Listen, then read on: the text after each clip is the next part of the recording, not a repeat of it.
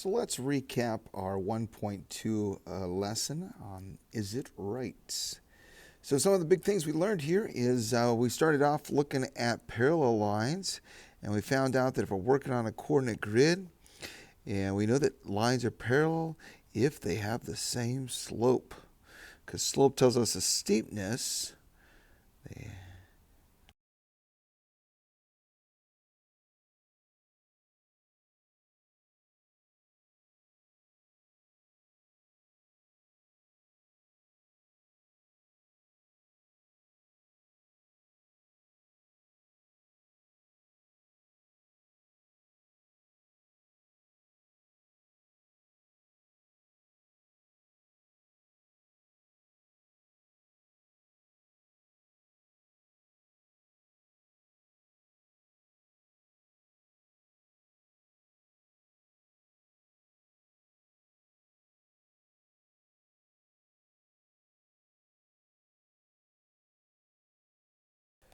Or if they make a right angle.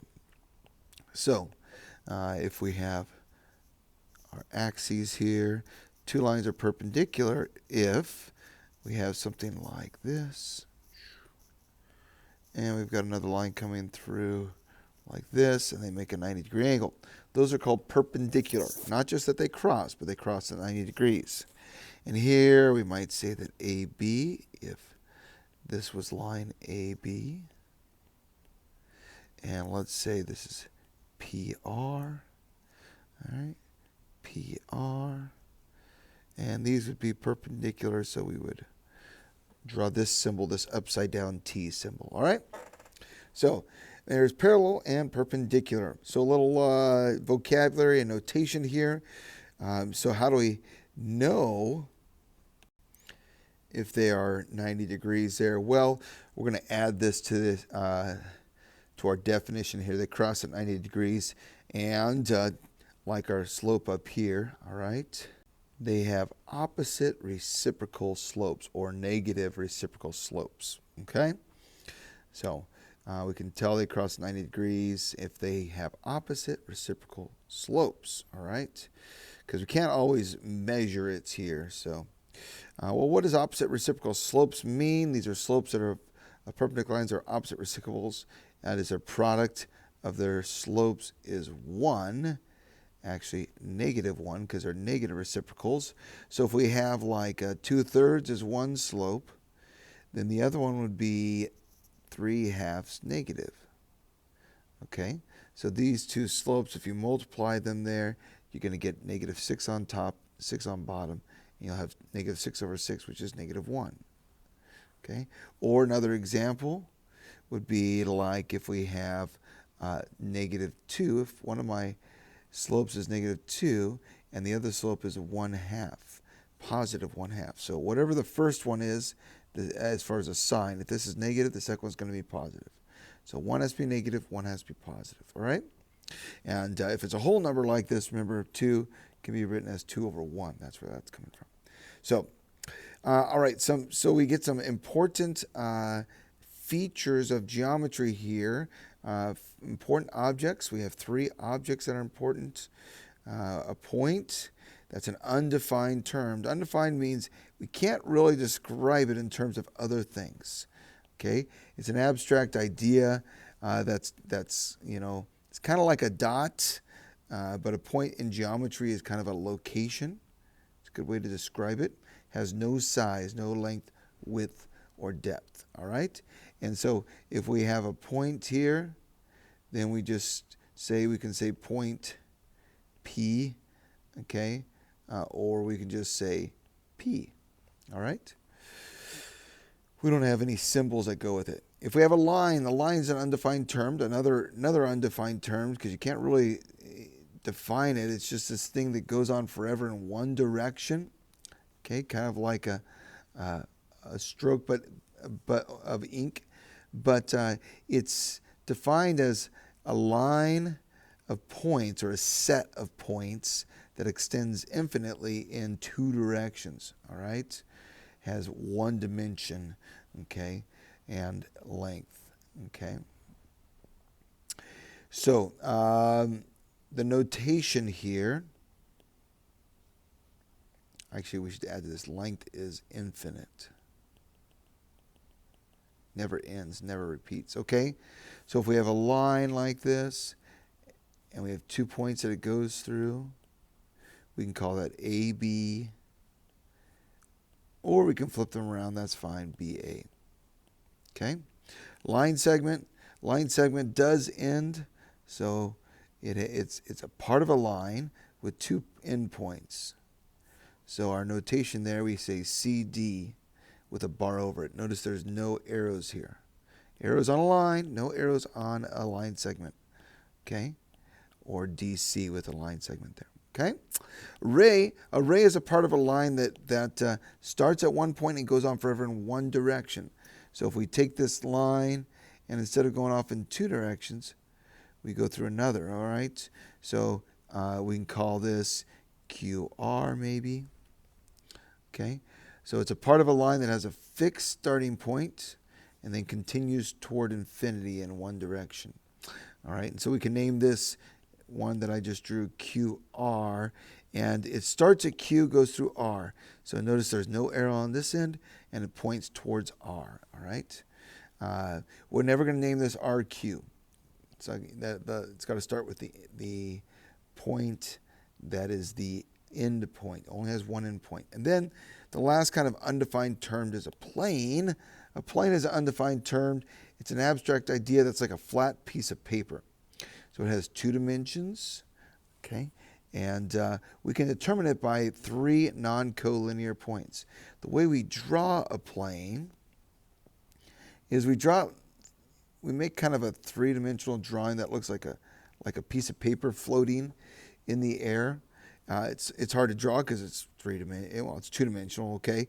But we'll put a couple points like this, like A, B, and C, and we can say this is plane ABC. We don't have any fancy symbols for it, okay? And the order doesn't really matter. We could call this plane BAC, so on and so forth, all right? Or CAB, any order there, all right, for those 3 letters.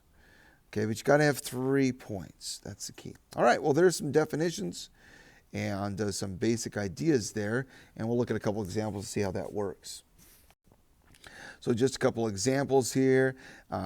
Here the question is, what is a parallel slope to the given slope of the equation below? Well, here is an equation, and the slope is here. So m is 3/4. So the parallel slope, PLL is an abbreviation for parallel. Parallel slope would also be 3/4. Okay? Well, what if we had a slope of -10/14? Well, our parallel slope there would be the same thing. Okay? Because parallel slope doesn't change. -10/14. Or we'd like to simplify that, actually. You can divide the top by 2, the bottom by 2. We get 5/7. Okay? Well, this slope is 1/2. So here the slope is 1/2.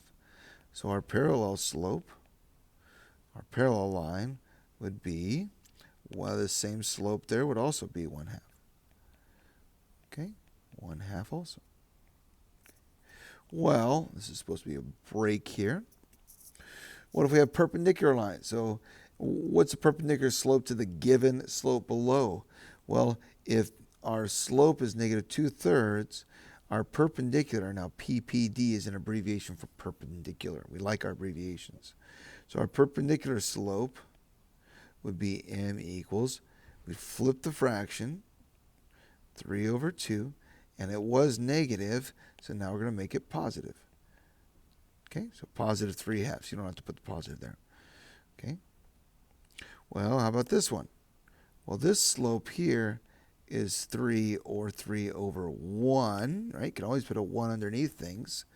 So the perpendicular line, if you were to make a perpendicular line next to this or to this, then the slope would be 1/3. Flip the fraction. And this was positive to start, so we want the new slope to be negative. Okay? Well, here, oh, there's supposed to be an x there. Let's put an x there, a little typo. So here, m is negative 7/9. And so now the perpendicular slope, so that was our original line. So our perpendicular slope would be 9/7. And it was negative up here, so our perpendicular slope will be positive. See how that works? Okay. So that's how we can find and make slopes that are parallel and perpendicular. Parallel slopes are the same. Perpendicular slopes are negative reciprocals or opposite reciprocals. Okay. Well, a couple little review problems here, just to kind of get back in some things that we've learned. So if we want to find all the lengths of these sides, well, the horizontal sides are easy. We can just count 1, 2, 3, 4, 5, 6. This is a length of 6. This line segment here has 1, 2, 3, 4, 5, 6, 7, 8. That's a slope of 8. The slanted one, though, we can't count because these are little partial pieces. See that? So we can use, oops, that's supposed to be a C, not a 6. We can't count it. It's not 6, but we can call it C, and use the Pythagorean theorem. Because the Pythagorean theorem tells us a squared plus b squared equals c squared. So 6 squared plus 8 squared equals c squared. 36 and 64. Working down the page. Add these together. 100. What's the opposite of squaring? Because we want to get this c by itself. We've got to square root that. And if we square root that, that leaves us with c and 10. So c equals 10. Okay. Well, how about some equation solving? Remember that from your algebra? Well, we're going to be using this more and more. So let's practice this. We got to simplify. Let's simplify this left side a bit. We got to distribute this here, right? 2 times x. 2 times 3 is 6. Copy the minus 1. Remember, copy down to everything that you haven't used, like the 12x and the equals. Don't leave things behind. Okay, we can put that 6 and that minus 1 together. That is 5. Copy the stuff we haven't used. Now we got x's over here and x's over here. We want to move them over this side. We want to get rid of them on this side. So let's get rid of that 2x. What you do to one side, you got to do to the other, right? So subtract it from both sides. 12x minus 2x is 10x. We can simplify that because they both have x's. Now we have only x's on the right. Trying to get that all by itself. So this is 10 times x. We're going to do the opposite. We're going to divide. Now what is 5 divided by 10? Well, 10 doesn't go into 5. Well, the answer is what it looks like. When you show division, show it with a fraction bar. Super important because that is the answer. X equals 5/10. See that? So the fraction is the answer. Fractions are super useful. Okay. We'd like to simplify this, though, if we can. Is there any number that you can divide 5 and 10 by? What goes into 5 and 10? Well, I think 5 does, right? So we can divide top and the bottom by 5, and we get 1/2. Okay? There you go. So the answer is 1/2. Let's solve this one here. We want to solve for y. Notice there are 2 variables. Okay, well, let's progress in the same way. Distribute the 2. 2 times x, 2 times y. That's a 4, not a y. Can you combine any of these? No, we can't. We can't because this has x's, this has y's. This is just a number. It's a constant. So we just need to start moving things. We want to solve for y, so we want to get y all by itself. So y doesn't like these other ones. Let's get those out of there. So let's start by getting the 2x out of there. Let's subtract it because it's being connected with addition. It's a positive 2x. Okay, so that's a 2y plus 4. Copy what's left. 12x minus 2x is 10x. Trying to solve for y. Got to get rid of everything here. First, get rid of all the plus and minus stuff. Don't try to mess with that 2 yet. Let's get that 4 out of there. It's a plus 4. So we want a minus 4 from both sides. All right? So we got 2y, that's what's left over because these are gone. And you can't do anything with this. This is 10x minus 4. We can't combine them because this has an x, this doesn't. Okay? And so there we have that. And last but not least, this is 2 times y. So divide by 2, and we have y equals. Now when you divide, we got to divide both of these. Everything gets divided. Okay, the 10x and the 4 gets divided because it's got a minus sign there. So 10x divided by 2 is 5x. And 4 divided by 2 is a 2, and it's a minus because of that minus sign that was there. And there's our answer. We solved it for y. Now, we can't put these together. This has an x, this doesn't, so we've got to leave it alone. We just rearrange the equation, so we solved it for y. But notice, by the way, if we wanted to, we have a slope of 5 and a y-intercept of negative 2. All right. Well, hopefully that's a good reminder there of some algebra stuff, and we see how that parallel and perpendicular works. So keep at it, and if you have questions, don't hesitate to ask. Thanks.